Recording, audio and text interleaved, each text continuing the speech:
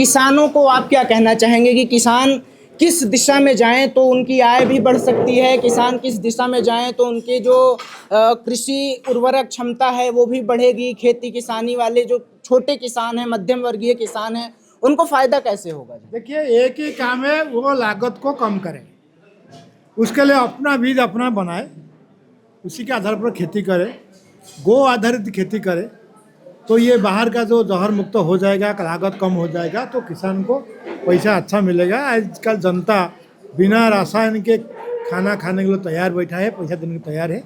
एक विषय ये है, इसके बारे में सरकार की तंत्र लगना चाहिए। किसानों को हम तो समझा रहे हैं, सरकार भी समझाए कि रासायनिक छोड़ो, तब जाके किसान को अच्छा आय मिलेगा। दूसरी विषय है, किसान आम ना बेचे, किसान आम का जूस बेचे, गन्ना का जूस बना के बेचेंगे तो किसान को अच्छा फायदा होगा। गुड़ बना के बेचेंगे तो कंपनी बेच रहा है, किसान फायदा होगा। किसान गेहूं नहीं आटा बेचे, किसान धान नहीं चावल बेचे, ऐसा ही पोहा बेचे, ऐसे थोड़ा प्रोसेसिंग प्राइमरी प्रोसेसिंग करके बेचेगा तो उनको फायदा होगा, तब जाके किसान लाभान्वित होगा। सर, ये जो पश्चिमी उत्तर प्रदेश जिस धरती पर हम लोग हैं, यहाँ गन्ना किसान बहुत हैं, गन्ने की खेती खूब होती है।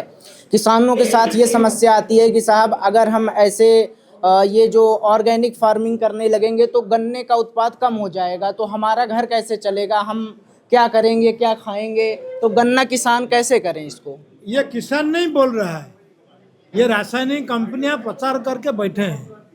अगर किसान चाहेगा, हम अलग अलग प्रांत में जो एक बार गन्ना लगा के 5 साल उपज लेते हैं, यहाँ का 3 गुना 4 गुना बड़े बड़े गन्ना उपज लेते हैं बिना रासायनिक के, शुद्ध रूप से बिना रासायनिक के। हम किसान को दिखा देंगे, बता देंगे। इसलिए ये सारी कंपनियां प्रचार कर रहे हैं, उनका रासायनिक बेचने के लिए बेचारा करेंगे क्या, इसलिए वो गलत है। उसमें किसान अपने हिसाब से करे, कोई ज़रूरत नहीं है रासायनिक की। और किसानों की आय सर, वो उस पर क्या कहना है आपको? खर्चा कम हो जाएगा तो आय बढ़े, ऑटोमेटिकली मिलेगा, कोई चिंता की बात नहीं। बीज अपना बनाए और गाय के आधार पर खेती करने लगे तो उनको पर्याप्त लाभ मिलेगा। मेडिकल का खर्चा कम हो जाएगा, बड़े बड़े स्पेशलिस्ट हॉस्पिटल में तो लाइन लगता है जांच करने के लिए, वो कम हो जाएगा, खर्चा भी कम हो जाएगा और स्वास्थ्य अच्छा रहेगा और लागत कम हो जाएगा तो प्रॉफिट बहुत मिलेगा।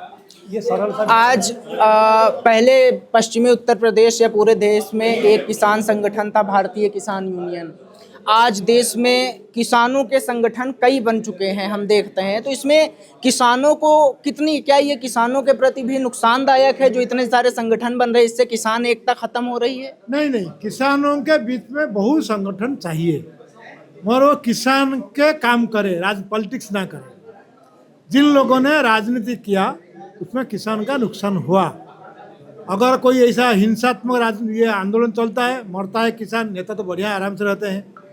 देखिए, जब महात्मा गांधी से लेकर सरदार पटेल से लेकर स्वामी स्वराज से लेकर सारे लोगों ने अच्छा सा संगठन बनाया, मगर क्योंकि पॉलिटिक्स किए तो किसानों का लाभ नहीं हुआ, खत्म हुआ संगठन। इसलिए संगठन बहुत चाहिए, मगर अराजनीतिक अहिंसक संगठन होना चाहिए और किसान हितैषी संगठन होना चाहिए, पॉलिटिक्स नहीं। जितना आवश्यक है वो देना चाहिए। वो तो कैनाल चाहिए, बांध चाहिए, अगर वो ट्रांसपोर्ट के लिए किसानों के लिए चाहिए, वो सारे विषय में जो कम बेसी, मगर जमीन को सरकार अख्तियार करके कंपनी को देना एकदम बाधित होना चाहिए। जी। तो सर, किसान जो है आज आय पर क्या, किसान की क्या आय बढ़ रही है, क्या आय दुगनी हुई है, क्या किसानों की आय सीमित है? जो टेक्निक का प्रयोग हो रहा है देश में खेती किसानी के लिए जी, उसमें आय बढ़ने वाला नहीं है जी, क्योंकि खर्चा बढ़ रहा है। जी, खर्चा बढ़ेगा तो आय कैसे बढ़ेगा? बाजार का भाव बहुत ज़्यादा बढ़ा नहीं सकते हैं। जी, जी। बाजार का भाव उपभोक्ता जो है वो चाहता है कम खर्चा, इसलिए कम लागत में खेती करेंगे तब जाके किसान का आय बढ़ेगा। तो किसान, दूसरी विषय है, किसान को व्यापार को लेना पड़ेगा।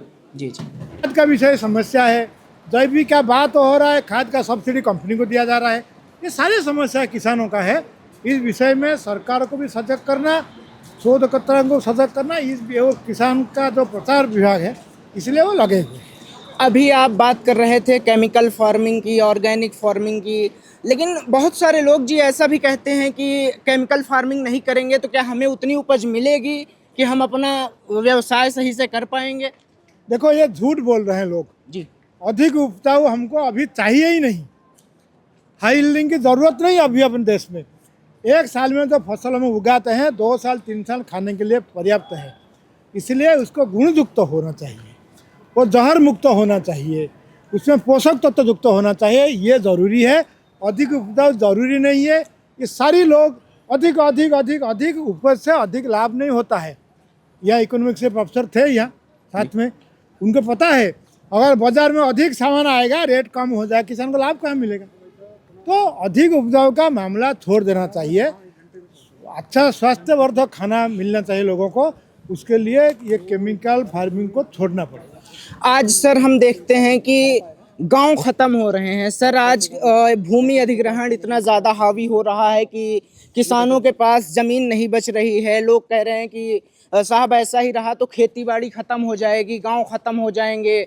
बहुत ज़्यादा मात्रा में प्लॉट काटे जा रहे हैं। देखिए ये सब विषय इधर उधर की बात करके घुमा रहे हैं जी विषय को कंफ्यूज कर रहे हैं लोग। जी ऐसा कोई विषय नहीं है। जितने ज़मीनें पर्याप्त हैं, आज भी हम लोगों ने खेती इतना कर रहे हैं देश के दुनिया को खिला सकते हैं। जितना अपना अभी उपज हो रहा है सब कुछ ठीक है। अगर जब